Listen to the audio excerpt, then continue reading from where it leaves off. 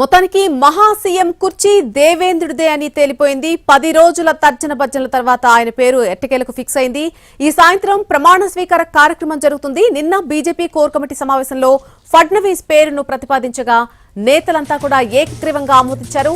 అలాగే core committee భేటీ తర్వాత BJP శాసనసభాపక్ష సమావేశం జరిగింది. ఈ మీటింగ్ కి కేంద్ర పరిశీలకులుగా నిర్మలా సీతారామన్, విజయ్ రూపానీ వచ్చారు. సీఎం ఎంపికపై పార్టీ ఎమ్మెల్యేలతో వారు చర్చించారు. దాని తర్వాత బీజేపీ శాసనసభాపక్ష నేతగా దేవేంద్ర ఫడ్నవీస్ ను ఏకగ్రీవంగా ఎన్నుకున్నారు. ఇక కూటమి నేతలు ఫడ్నవీస్, షిండే, అజిత్ పవార్ మహారాష్ట్ర గవర్నర్ ను నిన్ననే కలిశారు. ప్రభుత్వాన్ని ఏర్పాటు చేయాల్సిందిగా ఆహ్వానించాల్సిందిగా కోరారు. అలాగే ఈ సాయంత్రం ప్రమాణ స్వీకార కార్యక్రమం ఉండబోతోంది. ఆజాద్ మైదానంలో జరిగేటువంటి ఈ కార్యక్రమానికి ప్రధాని మోడీ సహా ఎన్డీఏ కీలక నేతలు, పలు రాష్ట్రాల సీఎంలు హాజరవుతున్నారు.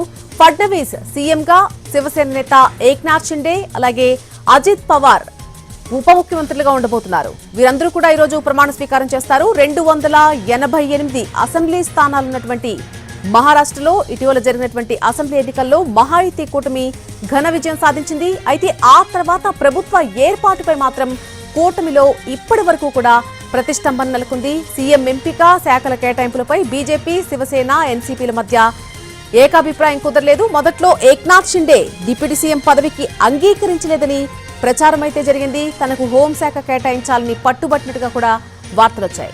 దీంతో సెంట్రల్ బీజేపీ రంగంలోకి దిగి బుజ్జగింపులు మొదలుపెట్టింది. చివరకు ఆ చర్చలు నిన్న ఫలించాయి. సీఎంగా బీజేపీ నేతే ఉంటారని ముందు నుంచి కూడా ప్రచారం జరిగినా ఫడ్నవీస్ స్థానంలో ఇంకెవరినైనా తీసుకుంటారేమో అనేటువంటి ఊహాగానాలు కూడా మధ్యలో వ్యక్తమైనటువంటి పరిస్థితి మనం చూసాం. కానీ పార్టీ అధిష్టానం మాత్రం ఫడ్నవీస్ వైపే మొగ్గు చూపింది. మొత్తం మీద మూడోసారి ఫడ్నవీస్ ముఖ్యమంత్రిగా ప్రమాణ స్వీకారం చేయనున్నారు.